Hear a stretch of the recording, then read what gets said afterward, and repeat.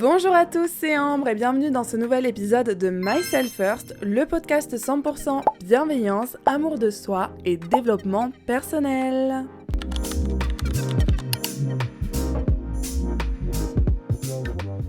J'espère que vous allez bien, moi en tout cas ça va parce qu'on se retrouve pour un podcast 100% mindset. Est-ce que t'as l'impression de passer à côté de ta vie, que ton destin t'échappe, que tu contrôles rien ? Si oui, c'est que tu n'es pas maître de ton existence. Être maître de sa vie, ça veut dire être conscient de ses faits, de ses gestes, de ses paroles, de ses actions. Ça veut dire se donner les moyens de réussir et ne pas se laisser dépasser par les événements. Être maître de sa vie, ça ne veut pas dire essayer de tout contrôler tout le temps. Et encore moins essayer d'avoir du pouvoir sur les autres. Donc aujourd'hui, je vais reprogrammer ton mindset pour que tu deviennes maître de ta vie, que tu sois aligné avec tes principes, tes valeurs, tes objectifs et que tu sentes que tout va bien. La vie fonctionne pour toi et pas contre toi.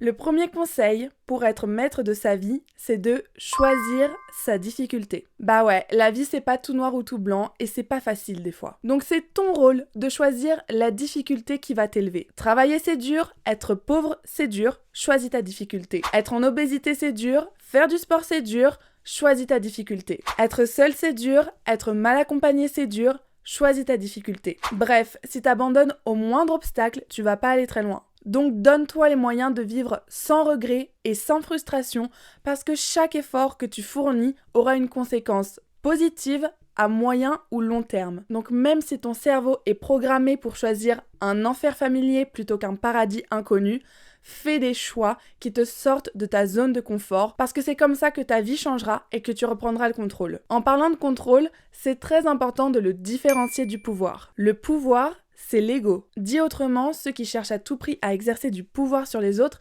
c'est ceux qui n'ont pas confiance en eux, qui sont frustrés. Par exemple, ton collègue qui travaille dans la même boîte depuis 10 ans, qui adore te faire des remarques sur la façon de faire ton travail, il est constamment sur ton dos à surveiller tous tes faits et gestes, comme si c'était son entreprise à lui, alors qu'il est payé au SMIC et que le jour où il démissionne, il est remplacé en 24 heures. Bref, une personne qui est vraiment maître de sa vie, c'est pas quelqu'un qui va s'illusionner avec du pouvoir, mais c'est quelqu'un qui comprend que la seule chose qu'elle a besoin de contrôler, c'est elle-même. Et toujours pour rester dans le contrôle, faut que tu comprennes aussi que tu peux pas tout contrôler. Une des plus grandes raisons de notre malheur, c'est de mettre toute notre énergie à essayer de contrôler des choses qui sont hors de notre portée. Donc je vais te faire une petite liste des choses que tu peux ou non contrôler. Tu contrôles ton attitude, ton énergie, tes mots, tes paroles, tes gestes, tes réactions, ton attitude, tes limites, les objectifs que tu te donnes et la façon dont tu te parles à toi-même. En revanche, tu ne contrôles pas les pensées des autres, les actions des autres, les réactions des autres, la météo, les circonstances extérieures, les imprévus, ton passé, ton futur, bref, tout ce qui ne dépend pas de toi. Donc c'est pas parce que tu stresses que le bus ira plus vite ou c'est pas parce que tu t'énerves qu'il arrêtera de pleuvoir. Pose-toi la question, est-ce que ce truc qui m'embête là, je peux le changer ou non? Est-ce que ça dépend de moi ou pas? Si c'est quelque chose qui dépend de toi, alors vas-y, fais, change. Mais si ça concerne quelqu'un ou quelque chose d'extérieur et que tu n'as pas de pouvoir dessus, lâche prise. Si tu mets toute ton énergie sur des choses que tu peux pas contrôler, tu perds ton temps et tu t'épuises pour rien. Bref, redirige ton focus et fais bien la différence entre ce que tu peux contrôler ou non.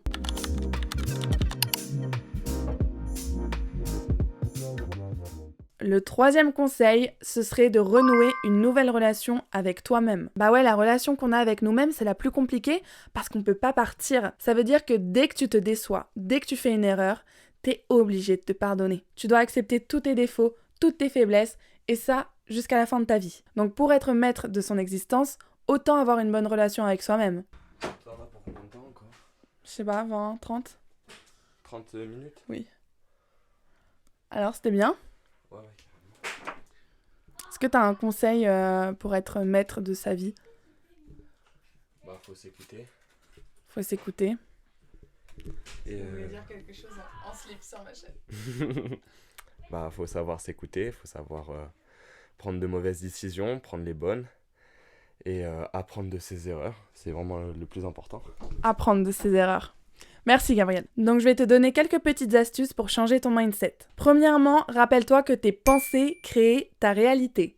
Ça, c'est la loi de l'attraction. Ta vie, c'est le reflet de ce que tu penses. Si tu te dis tout le temps « mon boss, c'est un abruti, je rencontre que des connards, j'ai jamais d'argent », ça devient des croyances. Et dans la vie, les humains sont faits pour renforcer leurs croyances. Si tu estimes que tu es une personne qui est malchanceuse, alors tu n'auras jamais de chance. Et ça a été d'ailleurs prouvé lors d'une étude faite par des Américains. Bon, je vais expliquer avec mes mots, mais en gros, 2 groupes de personnes ont été prises.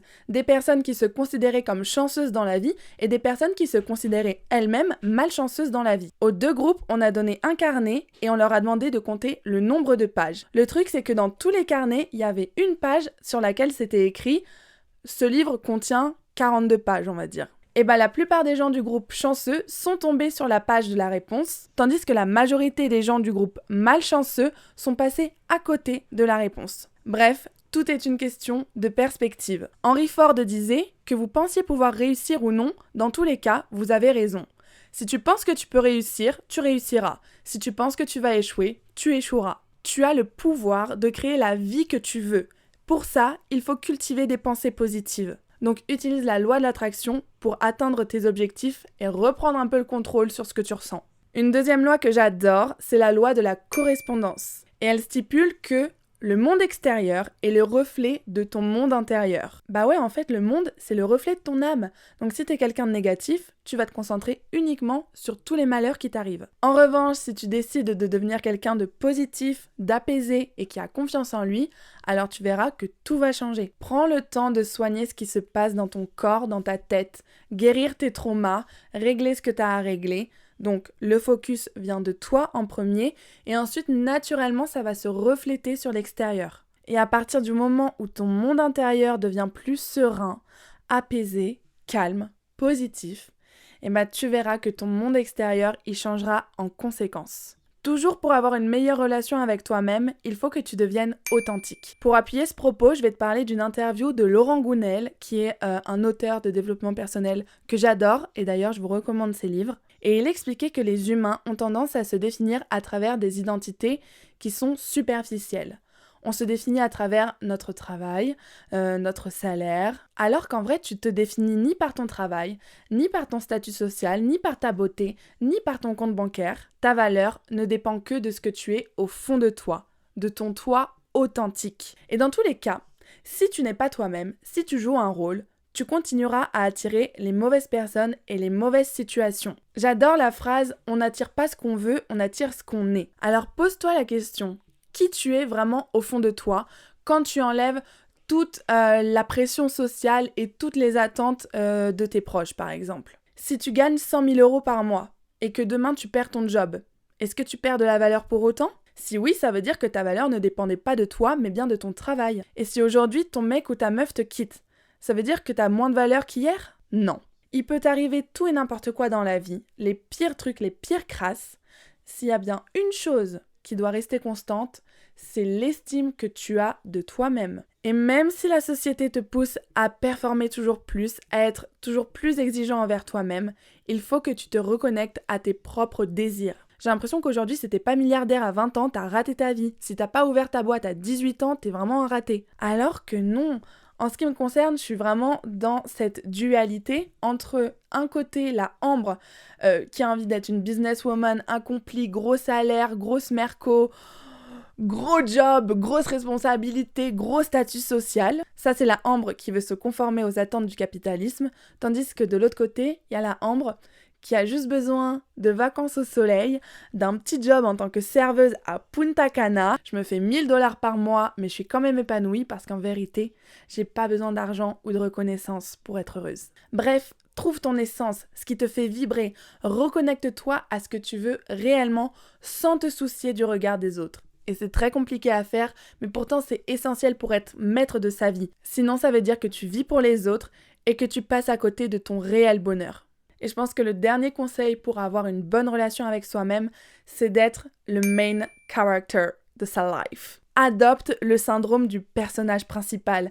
C'est ta vie à toi, c'est toi le personnage principal, c'est autour de toi que tout tourne. Et je te dis pas d'être égoïste, je te dis simplement de romantiser ta vie. Je vous ai déjà dit que quand je pleurais, je mettais des bougies et de la musique triste. Limite, je mets une petite nuisette pour m'affaler sur mon lit comme Cendrillon et pleurer comme une princesse parce que c'est le moment du film où le personnage principal a un mental breakdown. Je sais, c'est très débile dit comme ça, mais je vois chaque moment de ma vie comme la séquence d'un film ou le chapitre d'un livre. Et ça tourne autour de moi parce que j'ai pas peur de prendre ma place. C'est ma vie, j'en ai qu'une et je la vis pour moi, à fond.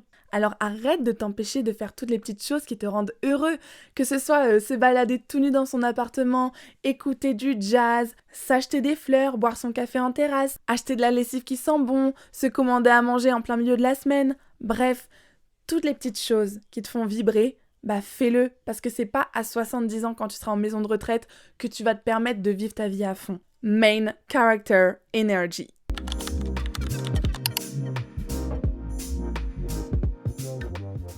Bon, après avoir renoué une bonne relation avec toi-même, il faut que tu fasses la même chose avec les autres. Et pour ça, il faut que tu te défasses du regard des gens. Je t'ai déjà dit que c'est ta vie, tu la vis pour toi, et ce que les autres y pensent, on s'en moque. De toute façon, la plupart des gens que tu connais maintenant, d'ici 5 ans, ils feront plus partie de ta vie.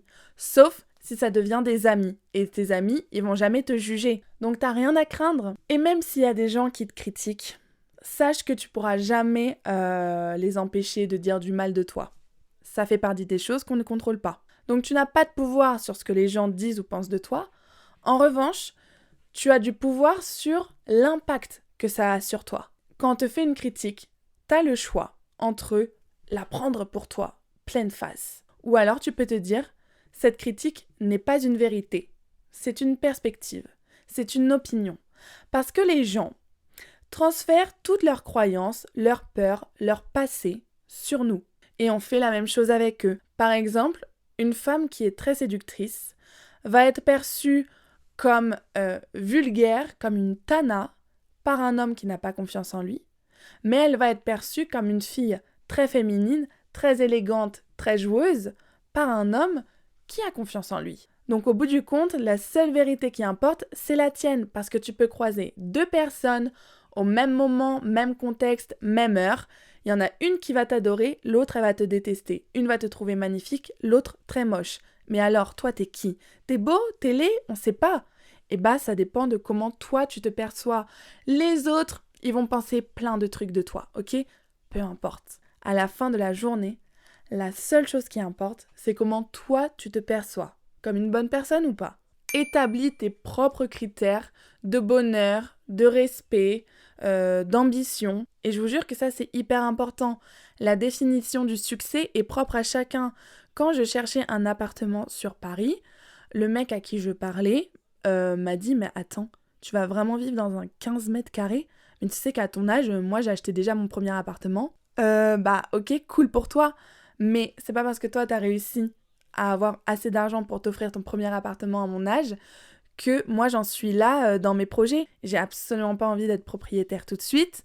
Donc moi j'ai réussi autrement. Si pour toi réussir ça voulait dire faire un placement immobilier à 23 ans, eh bien écoute, tant mieux pour toi, ce n'est pas mon cas. Et pourtant j'ai quand même senti un jugement de valeur. Turns out, le mec n'avait pas confiance en lui du tout et il faisait que me rabaisser, me juger, parce que pour lui, la définition du succès et d'avoir réussi sa vie, c'était l'argent. Alors que pour moi, réussir sa vie, par exemple, c'est juste être heureux. Et tu peux très bien être heureux sans argent. Donc enlève-toi la pression sociale, ose ne pas être dans le moule, parce que plus tu te détaches du regard des autres, plus tu vis pour toi et plus t'es heureux. Toujours par rapport aux autres, je te conseille d'assumer tout ce que tu fais. En fait, à partir du moment où tu assumes les choses, les autres n'ont plus aucun pouvoir sur toi. Et donc tu reprends le contrôle, donc tu es maître de ta vie. Assume tout, tes choix, tes fautes, tes erreurs. Prends la responsabilité. Arrête de blâmer les autres pour tes échecs et commence à te regarder dans un miroir en te disant « Ok, bon, si j'ai foiré là-dessus, c'est à cause de moi. Si ce projet, il n'a pas fonctionné, c'est pas la faute à pas de chance, c'est moi qui ai mal fait quelque chose et c'est pas grave, parce que l'échec fait partie du processus de réussite et plus t'échoues, plus tu te rapproches de la victoire. Enfin ça c'est mon mindset. Donc au lieu de te dire non mais j'ai pas réussi parce que les gens ils m'ont porté l'œil, dis-toi plutôt ok bon là ça fonctionne pas, faudrait que j'essaye de faire ça différemment. Qu'est-ce que moi je peux faire pour changer ? Parce que dans la vie, on n'a rien sans rien.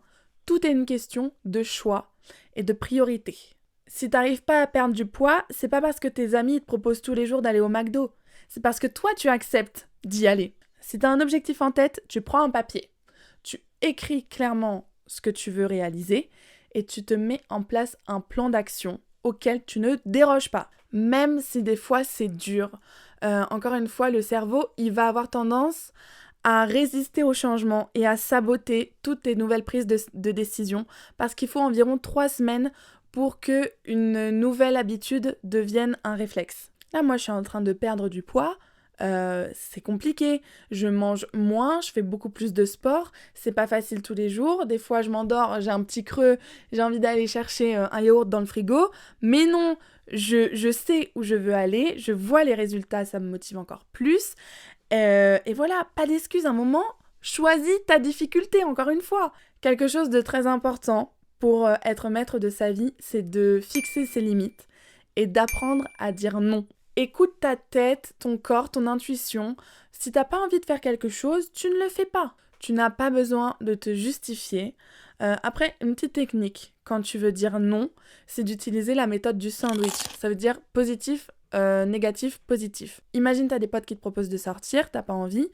Tu vas commencer par leur dire quelque chose de positif comme « Ah, super, franchement, merci de m'avoir invité, ça me fait trop plaisir. » Ensuite, t'enchaînes avec quelque chose de négatif du type « Mais ce soir, ça va pas le faire, malheureusement, je suis vraiment désolée. » Et ensuite, tu termines la réponse avec quelque chose de positif du type « En revanche, la semaine prochaine, je suis disponible. » Ou alors « Mais on se refait ça une prochaine fois, ça me ferait trop plaisir. » Bref, apprends à dire non, mets-y les formes. Mais c'est hyper important de savoir se respecter, de fixer ses limites.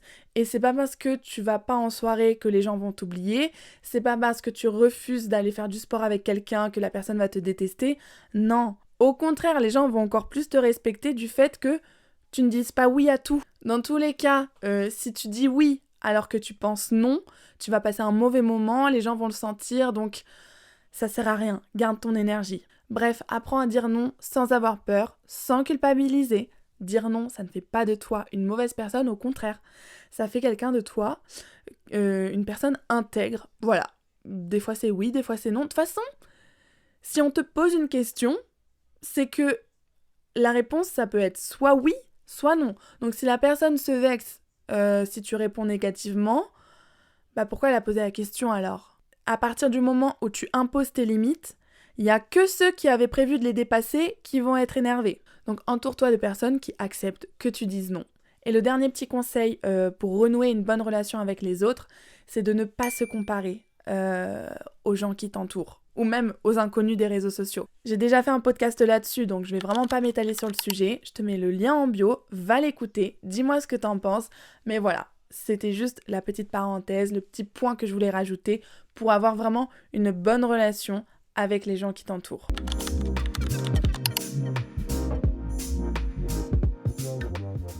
Ok, alors maintenant que tu as une meilleure relation avec toi-même et avec les autres, tout va bien, t'as une bonne base, ok ? Et donc je pense qu'il est temps de passer à l'action. Tu ne seras jamais maître de ta vie si tu es passif, si tu es spectateur de ton existence, si tu ne prends pas de risques, si tu ne passes pas à l'action. Beaucoup de personnes ne passent pas à l'action parce qu'ils ont peur et que leur intuition, elle est au service de leur mental. Alors que normalement, c'est l'inverse. Des fois, on réfléchit trop dans nos prises de décision. Est-ce que c'est bien ? Est-ce que je devrais faire ça ? Est-ce que c'est raisonnable ? Alors qu'au fond de toi, tu connais la réponse. Laisse-toi guider par ton intuition, même si des fois, ça paraît totalement fou et tu te dis « Non, mais je peux pas faire ça !» Si au fond de toi, tu sens que tu dois le faire, fais-le. Passer à l'action dans le monde physique, donc de manière concrète, c'est ce qui te permet de déterminer ce qui dirige ta vie. Parce que tu vas voir, selon les décisions que tu prends, où est-ce que tu en es dans ta tête. Dans tous les cas, toutes les décisions que tu prends, elles doivent pas être influencées par les autres. Enfin, par exemple, tu as envie de partir en voyage, tu t'organises ton petit truc dans ta tête et puis t'en parles à tes parents. tes parents ils vont devenir inquiets. T'en parles à tes amis vont être trop contents. T'en parles à tes collègues ils vont te dire « Ah ouais, t'es sûr, tu voudrais pas une autre destination ?» Et bref, t'en parles à plein de gens comme ça, tout le monde va donner son avis, et à la fin, toi, qui étais persuadé de vouloir partir en voyage, dans cette destination précise, et ben à la fin, tu sauras plus ce que tu veux parce que tu seras imbibé de toutes les peurs, les croyances, les opinions des autres. Je ne dis pas qu'il faut jamais demander conseil, mais faut choisir les bonnes personnes à qui en parler. En fin de compte, la décision, c'est toi qui la prends et tu le fais pour toi-même. Mais alors, je peux quand même te donner un conseil. Une bonne action, c'est quoi ? Eh bien, c'est une action qui provient de ses besoins. Et pour savoir ce dont on a besoin, il faut écouter son intuition. En fait, t'as ton intuition, on va dire, c'est vraiment le cœur. C'est ce qui te pousse à aller plus loin, à découvrir de nouveaux horizons. C'est quelque chose de vraiment libre, qui fait partie de toi et qui voit des choses que ton mental ne voit pas. Parce que, donc, t'as l'intuition d'un côté et de l'autre côté, t'as le mental. Et le mental, il regroupe l'ego. L'ego qui est basé sur toutes tes peurs, toutes tes croyances, sur toutes tes expériences passées. Donc l'ego, le mental, c'est quelque chose de beaucoup plus rationnel. Et dans la vie, il y a des personnes intuitives et des personnes rationnelles. Ma mère, elle est hyper intuitive et mon père, il est hyper rationnel. Ça veut dire que j'ai cette chance de, quand j'ai une décision à prendre, je vais en parler à ma mère et ensuite je vais en parler à mon père. Quand je suis triste, j'ai besoin d'être consolée par ma mère qui va me laisser vider mes émotions. Et ensuite, je vais aller appeler mon père qui va m'aider à régler mes problèmes de façon très pragmatique. Et donc, je te dis pas qu'il faut être 100% intuition ou 100% mental, mais un petit mix, c'est bien. C'est-à-dire que tu as une décision, un besoin qui provient de ton intuition, et ensuite, ton mental, ça va aider à régler, à mettre les formes, à cadrer un peu cette prise de décision. Parce que moi, quand j'étais pas bien, là, il y a quelques mois, je me suis dit, allez, il faut que je parte à l'étranger, je prends un billet, l'année prochaine, j'envoie tout valser et je me casse à Saint-Barthélemy, je vais faire une saison là-bas, sous le soleil, etc. Ça, c'était mon intuition qui me disait de prendre la fuite. Puis mon mental, il est venu après et il m'a dit, mais ma cocotte, regarde les choses de manière objective. Là, c'est juste que t'es dans une mauvaise période et t'essayes de trouver des solutions pour te défaire de cette situation. Or, ce qui t'importe réellement dans la vie, c'est d'être diplômé, de finir tes études et d'avoir une situation stable. Et pour ça, il faut que tu finisses tes études. Il te reste 1 an, donc continue à chercher ton alternance et ne prends pas de décision à chaud. Et c'est ce que j'ai fait, et grâce à mon mental, je me suis réalignée sur mes objectifs parce que je suis maître de moi-même, que même si mon intuition me souffle des choses, les besoins dont j'ai besoin actuellement, c'est pas forcément les besoins dont j'ai besoin à long terme. Je sais pas si ça fait sens, mais vous m'avez compris, j'espère. Enfin bref, intuition égale spontanéité, mental égale intellectualisation. Essaye de faire en sorte que les deux collaborent, et de cette manière, tu seras beaucoup plus équilibré dans ta prise de décision. Un truc que je voudrais rajouter aussi, c'est qu'il n'y a jamais de bon moment pour passer à l'action. Si tu passes ta vie à attendre que toutes les conditions soient réunies pour passer à l'action, bah tu vas rester encore une fois passif. Pendant très longtemps, je me suis dit, mais moi je serais heureuse uniquement quand j'aurais perdu du poids. Et puis une fois que j'ai perdu du poids, non mais je serais heureuse uniquement quand j'aurais trouvé un mec. Puis finalement, j'ai toujours pas de mec, mais je me dis, attends, c'est-à-dire qu'il faut que j'attende d'être en couple pour être heureuse. Et puis une fois que je serai en couple, qu'est-ce que je devrais attendre ? En fait, comme si je repoussais tout le temps mon bonheur. Comme si mon bonheur dépendait, faut que je me sente belle, confiante, entourée, en couple, avec une bonne situation, de l'argent et un job pour être heureuse. Et tant que j'ai pas tout ça, je serai malheureuse. Non, il n'y a pas de bon moment pour le bonheur et il n'y a pas de bon moment pour sauter le pas. Alors oui, il faut prendre des risques dans la vie, oui, ça peut faire peur, mais c'est comme ça que c'est un peu excitant, surtout quand tu vois que ça se passe bien et que tu te dis, mais pourquoi j'ai attendu aussi longtemps ? Passe à l'action. Et même si tu te foires, même si c'est un échec, même si tu souffres, alors c'est ça la vie. Parce que ne pas vouloir d'amour par peur d'avoir mal, c'est comme ne pas vouloir vivre par peur de mourir. Si tu penses toujours à ce qui pourrait mal se passer, déjà ça va mal se passer, et en plus, mais tu vas jamais rien faire. Et tu vas rester dans ta chambre à te tourner les pouces, toute ta life. Et donc ça, c'est pas du tout être maître de sa vie.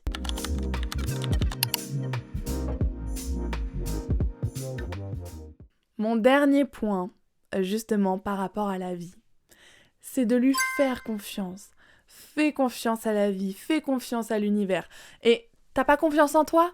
Fais confiance à Dieu, à l'univers, à ce que tu veux. Genre, fais confiance à la spiritualité. Mais fais confiance. Je l'ai dit en intro, mais le monde fonctionne pour toi et pas contre toi. Donc, lâche prise. Genre, dis-toi que ton destin est écrit. Et que tout ce que tu fais, ça t'amène exactement là où t'es censé aller.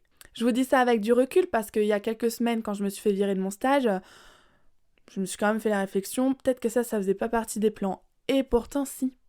Parce que ça m'a permis de me reconnecter à moi-même, de prendre conscience de plein de choses, de me rapprocher de ma famille, d'évoluer dans mes projets, de rediriger mon focus, de recommencer, de faire un nouveau départ avec Paris. Bref, ça m'a amené exactement là où je voulais. C'est pas parce que tout ne se passe pas comme tu l'avais prévu que ça se passe pas comme c'était censé se passer. C'est pas parce que t'as pas encore atteint tes objectifs que t'es pas en train de progresser. C'est pas parce que tu vois pas encore les résultats que tes efforts n'ont pas de valeur. Tu contrôles pas tout et c'est pas grave. La vie aura toujours sa propre manière de remettre les choses dans l'ordre, même si ça correspond pas à ton plan. Du coup, au lieu de regretter ce qui aurait pu se passer, concentre-toi sur ce qui se passe aujourd'hui. La meilleure phrase pour conclure, fais ce que tu aimes et le reste viendra tout seul. Être maître de sa vie, ce n'est pas tout contrôler. C'est œuvrer pour devenir la meilleure version de soi-même, apprendre à réagir avec les autres, bâtir une bonne relation avec soi, bâtir une bonne relation avec son entourage, ne pas être spectateur de son existence, passer à l'action, prendre des décisions, qu'elles soient bonnes ou mauvaises, mais en tout cas faire quelque chose, et surtout être en confiance avec ce qu'il se passe dans sa vie. J'espère que cet épisode vous aura plu. Nous, on se retrouve dans une semaine pour une nouvelle vidéo. En attendant, je vous laisse me suivre sur YouTube, Instagram, TikTok, enfin bref, partout. Faites-moi vos retours dans les commentaires. Et moi, je vous fais des gros bisous. Salut!